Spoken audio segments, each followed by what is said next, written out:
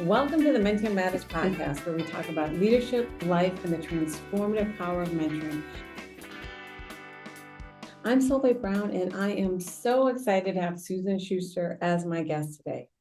If you are looking to accelerate action, then this is the episode for you.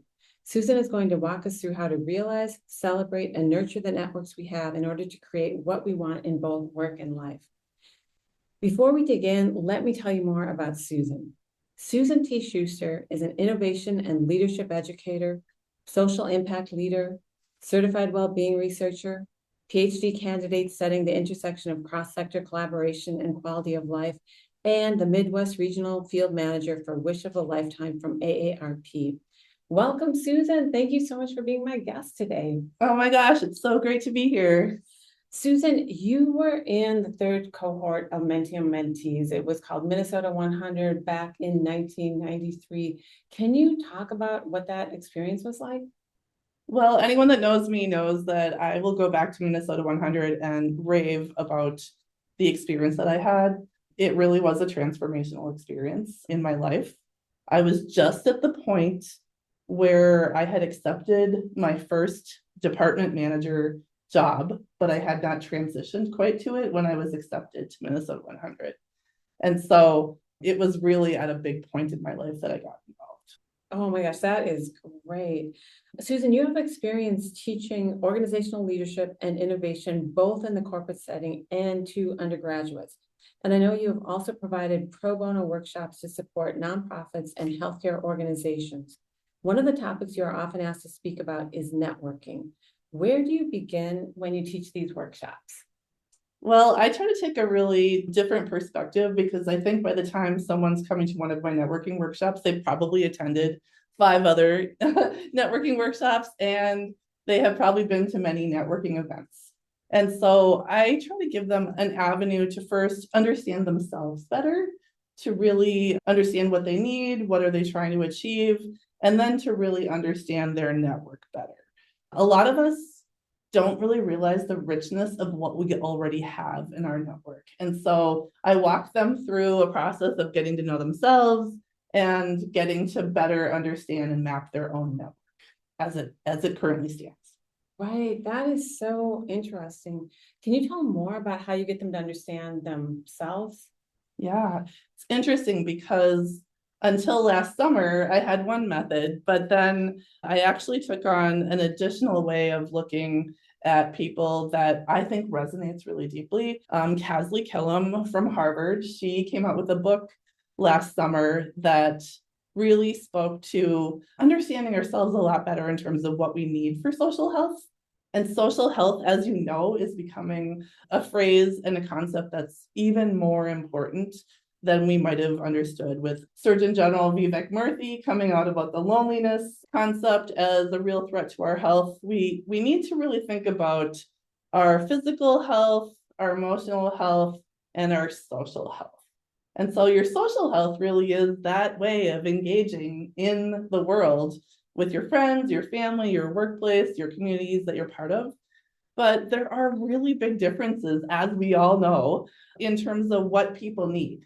So you might have heard, obviously, people, I'm an extrovert, I'm an introvert, but it goes much deeper than that. And it gets to what types of relationships do you want and need? And then what frequency of interaction do you want and need? Right? Yeah, So that's I'm a sure great way to look at it. yeah, I mean, when you think about it, I'm sure questions come to mind. What am I? What do I need? And just thinking about that, you have to get a little bit deeper than that. Totally. And I like that it's individualized for each person of what your needs are. Right. So once someone understands their styles and have mapped out their networks, what are some tools and approaches you can start using to accelerate action? Sure. So, there are kind of some of the standard networking concepts, and I'm not talking about going to a networking event. I'm talking about every day in your day-to-day life. How are you living your life?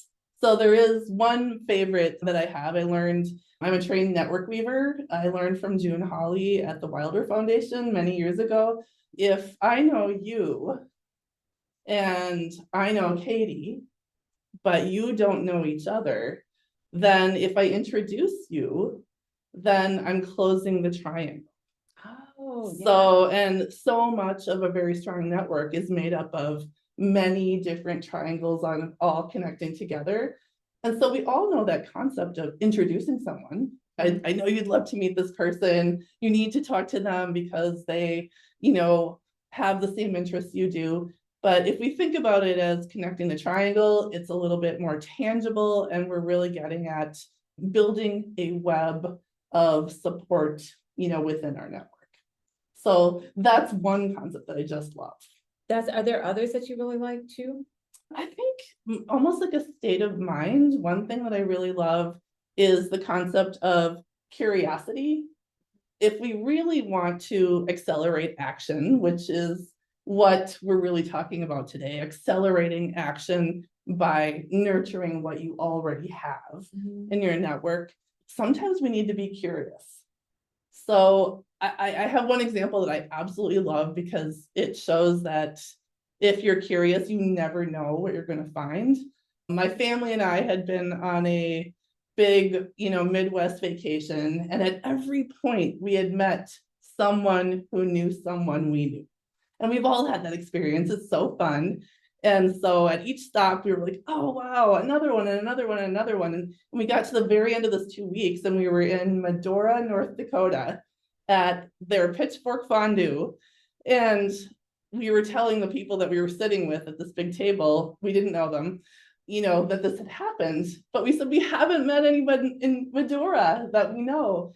And so my husband looks behind him and sees someone wearing a hat that says Deer River, Minnesota.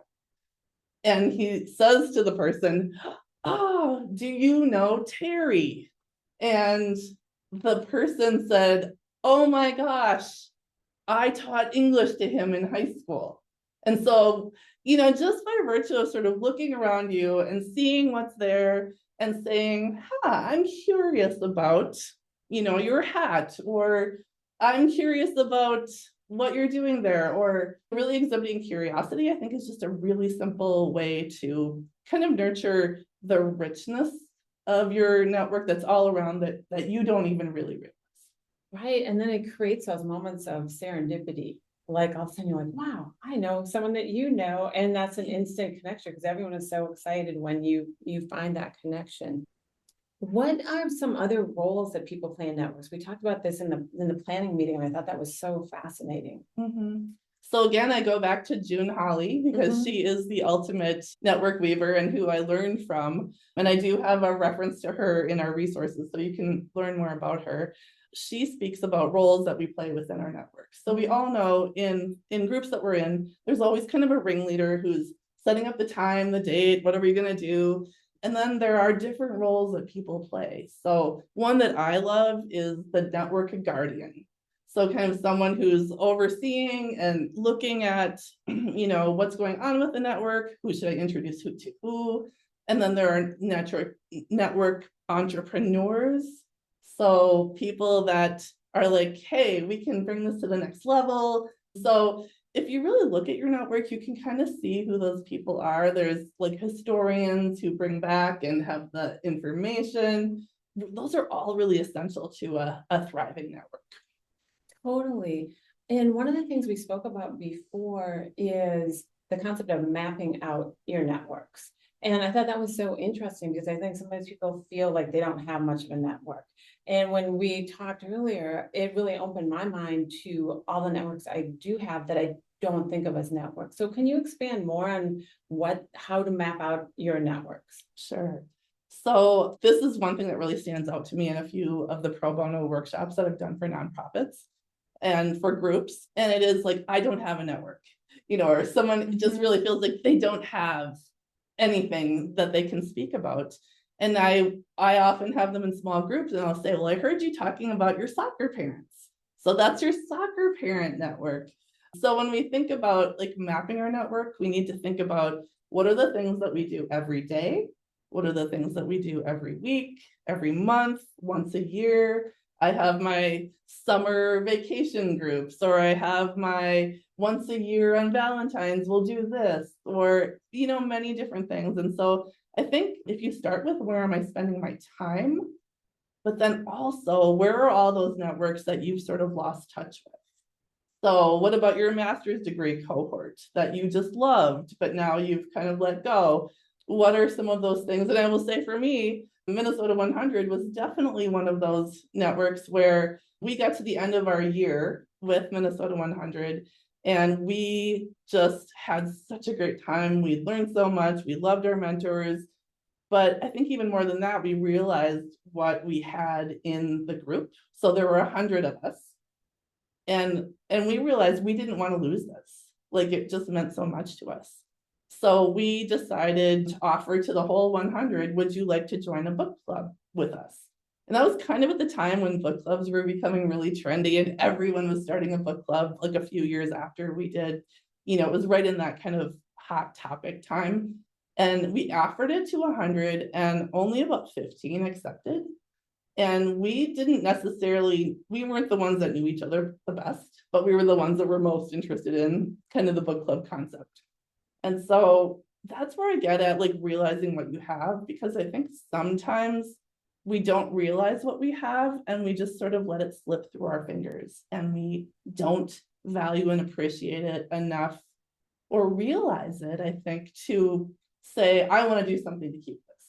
Right. And I like that you transition the purpose. So you're no longer meeting with Minnesota 100 because that's over. And you're like, well, let's create this book club from the same network. So it's like you're growing with the network of that. So how's that been? Have you been continuing to meet with your book club? Yes. I mean, we just had our 30th anniversary. Oh, that's great. Yes. So in the fall, we started in 1994 and 30 years later, and we've done things along the way to celebrate at the 10-year, the 20-year, we've done special things, but this year we went a little bigger and we took a trip together to Montreal. Wow. And that was just so powerful. We really, said we're going to do something that means something to us. So if you've heard of the author Louise Penny, I don't know if you have, but we really enjoyed some of those books. I had not ever read the books, but once we set the trip that year, I read like the whole 18 books that are already out. Right. And so we just said we want to really recognize and celebrate what we've meant to each other. I think I might have told you earlier that we had our monthly meeting this week. We've been meeting monthly for 30 years plus. We take August and December off because those are busy months. And we have a lot of traditions. We have summer gatherings. We have a holiday party that we have early in January. And I think one of my friends, Jane Zilch, who was in our cohort, put it best. We've been there for each other through all of these chapters in our lives. I had 2 babies in the process and they gave me baby book showers. Another one of our members also had some children, and everyone, has had new jobs, and we're navigating constantly and getting advice. And I think when I reflect on the meaning of this to me, I realize, for 30 years, I've not only been soaking up the wisdom of these women, but also I have been soaking up the wisdom of the books, and kind of like, it's just such an interesting mix, because we all know that when you read a book, it changes you. Right. But when you discuss a book with someone, it's very different. And so there's kind of that mix of the humanity, the learning, the social interaction, and people kind of go all over. They make special drinks, food. We take turns hosting. It's just really been a gift. Totally. And just also the power of creating rituals within your network to keep it going and to have rules and things that you all do together. That is fantastic. For sure. One of the things you've talked about is adjacent possible networks. So can you tell me more about what that means? Sure. So this kind of gets to the concept. I taught innovation for 6 years, so I'm very imbued with how I think about things in a way that's beyond sort of the box that we can put ourselves in. And so if you've heard of the adjacent possible, it's really that outside of what you think is possible. So when I think about networks and when I think about social health, I really think, if there's something you want or if there's something you need, you can create that for yourself. So you can bring that forward And there's going to be someone who knows someone who can help you with that, whatever it is. There's going to be someone who knows someone. And it isn't so much the 2 degrees of separation with people, but it's more opening up your mind to have that idea that seems impossible become possible. Right. And then do you recommend telling people what you're interested or how do you go about making those connections? So I often will think about like, what do I want that I don't have? And I don't really sit down to think about this. It just sort of happens. And a lot of it is around things like, I want to spend more time with my neighbors who I love. And so I created a quarterly art group where we get together and we rotate and we create art together. Or when I was a ski captain parent for both of my children for 8 years, when we got to the end of that, I was like, I love these parents. I don't want to lose those people. And so I created with some of the moms a group that we get together periodically. So sort of thinking bigger about not just getting stuck in your day-to-day, but really saying, like, what is here that is making my life rich and worthwhile and fun and joyful? And what don't I have that maybe I want? Right. And then taking that action to say, hey, let's all get together for a quarterly art fun thing, or let's continue, even our kids are graduated, let's continue to get together. So it's that action piece of maintaining a network too, and kind of repurposing it for fun or just connection. Yeah.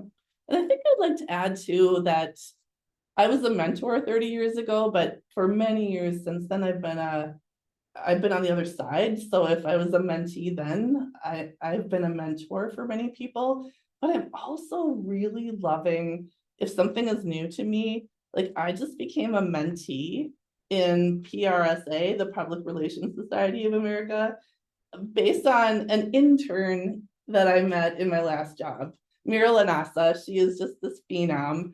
And so she has graciously welcomed me in because I want to be learning more from people that know much more than I do, right? And so I almost think that like beginner mindset is really key, in addition to just sort of being fluid and open to possibility. Right, totally. And that bi-directional learning of back and forth. Sometimes you're the mentor, sometimes you're the mentee, and that you can be mentored by lots of different people, just as you can mentor other people. Absolutely. So these are great tools to think about. What are some specific ways someone could move forward with some of these tools, like closing out the triangle and adjacent possible and some of these other ideas? Well, I think I always like to start with reflection. And even if you're not a journaler, I'm part of a visual journal collective. And so I love kind of images and sketching and visioning, just to kind of get in touch with like what you're feeling right now and how you're feeling about things. Where do you want to take some action? Where could you enrich your life experience? Where could you nurture what you already have? And I like to say, is there one small step you could take today? And then is there something that could be a quick win that you can just even implement today? So practicing kind of what are these quick wins and skill building aspects of networking that really go beyond just showing up at a networking event and meeting a bunch of people, but sort of looking at what you already have and making the most of it. Right. And then being proactive in what you're missing or what you'd kind of like to know more about or learn more about, and just talk to people. You have this really cool handout here that for it's a visual. Can you tell me more about the handout says map your network groups, and it's got multicolors and everything. Can you explain like how to do that? Because I like that visual piece of it in terms of that expansive thinking, that you do have more network groups than you think about. And I like the idea of sitting down, journaling, starting to think about it. And I feel like once you've mapped some, then you think, oh, well, what about this one, this one, this one? Right. And you're so right. I mean, so what you're seeing here is a way that I work with the workshops that I have provided pro bono for groups. And it really is something that has worked well for me. So for those of you that aren't visually looking at it, it's kind of a life check-in where you look at the different categories in your life, your family, your friends, your emotional wellness, your career fulfillment, your meaning, purpose, financial well-being, intellectual growth, hobbies, spiritual connection, and physical. And if you look at mine, you can kind of see that I'm pretty good on most of these, but I filled this out at a time when I had been laid off. And so my career fulfillment was a little bit low, although it was still pretty awesome because I was still doing a lot of great things like adjunct teaching and that type of thing. And then my physical health wasn't as good because I just didn't feel like I had a really great place to work out where I felt the community I wanted. And so if you visually kind of map what you've got and you list all the groups that are affiliated with that, what this did for me was it enabled me to say, now I've found an amazing community to work out with. Now I have an amazing job and position where I'm making a difference in the world. And so this is something that I just did this as an example to show the other students. But when you reflect yourself, you see it even more clearly for yourself. So I have everything on here from my golf league to my up north cabin gals to, so many different groups. And I think it's just meaningful to say like, hey, this is awesome, but yet I still have some things I want to take action on. Right. And then it gives you an idea of what areas you want to take action on.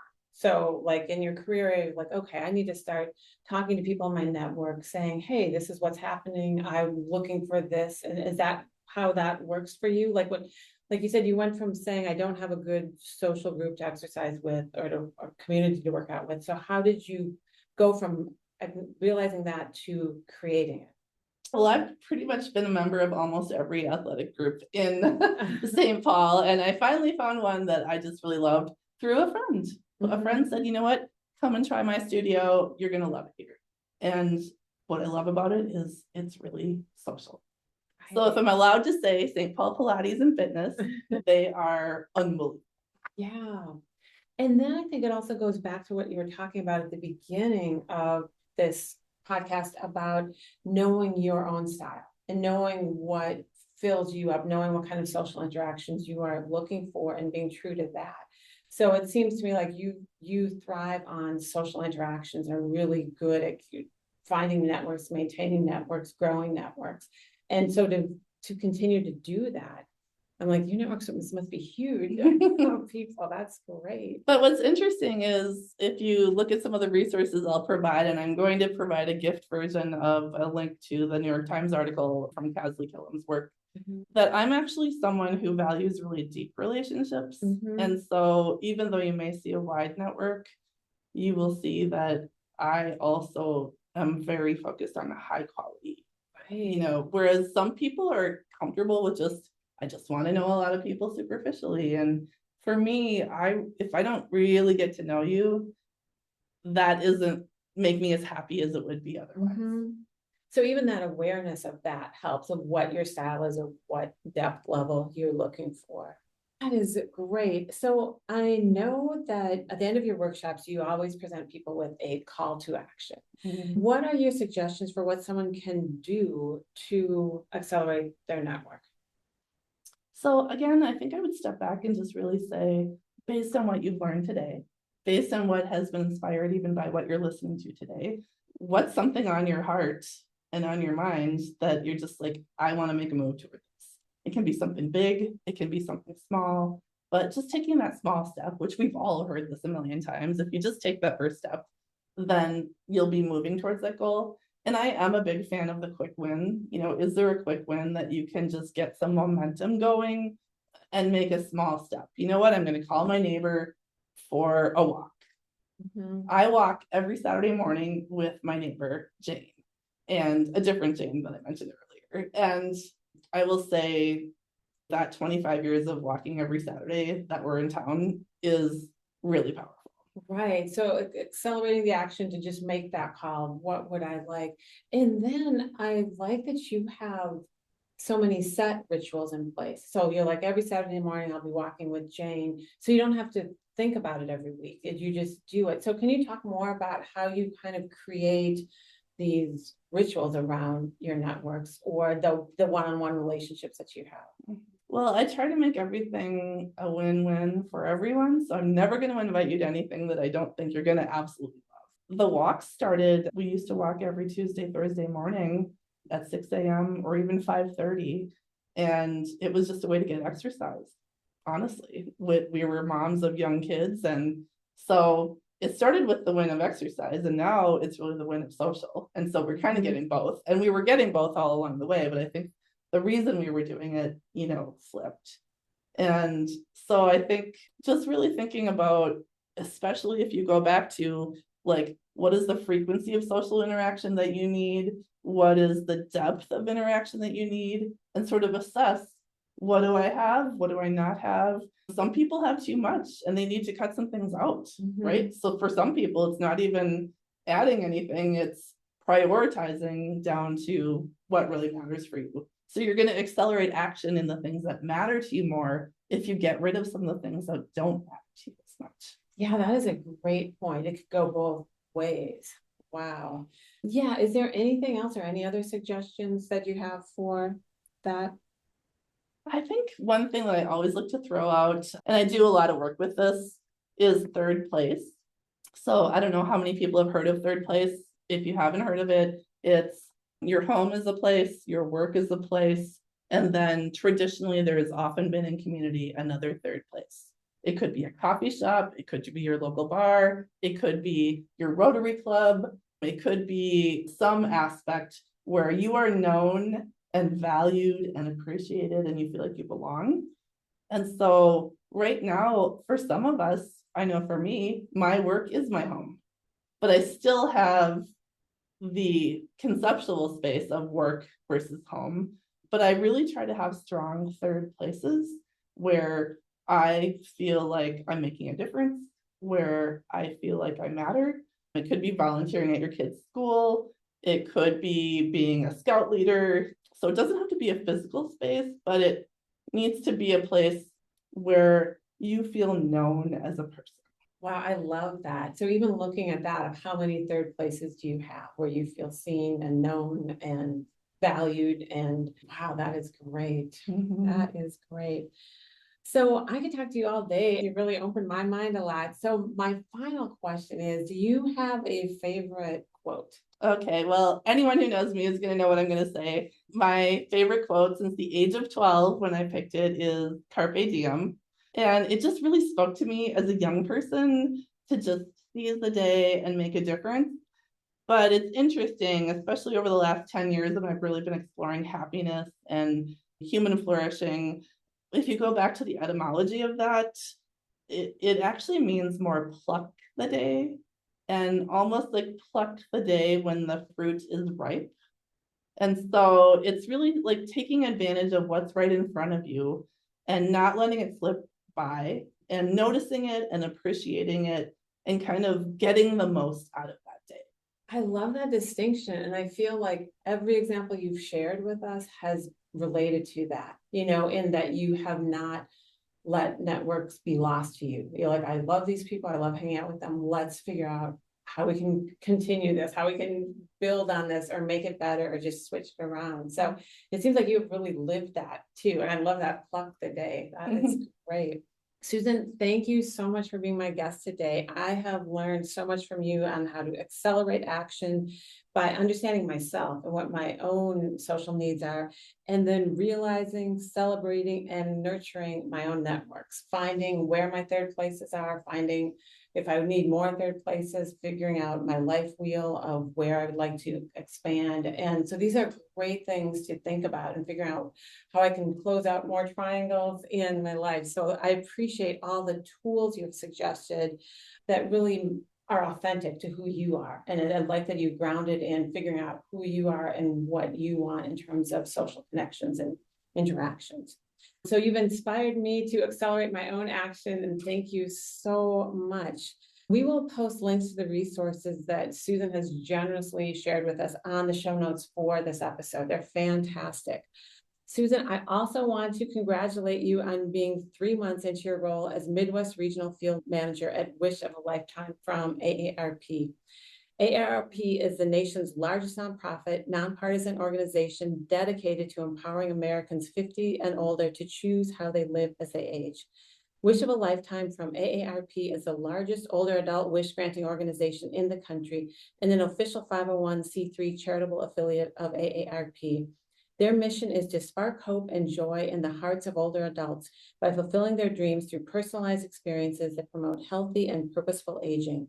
Wish of a Lifetime shares these stories to inspire those of all ages. Susan, this is the perfect role for you and fits so well with your passion, your energy, and your just love of building and nurturing networks. You've done so much here in Minnesota, and we are so excited to see your work expanded across the Midwest. If you would like to learn more about AARP's Wish of a Lifetime, please visit their website. Susan, thank you so much for being my guest today. I really appreciate all that you've shared with us.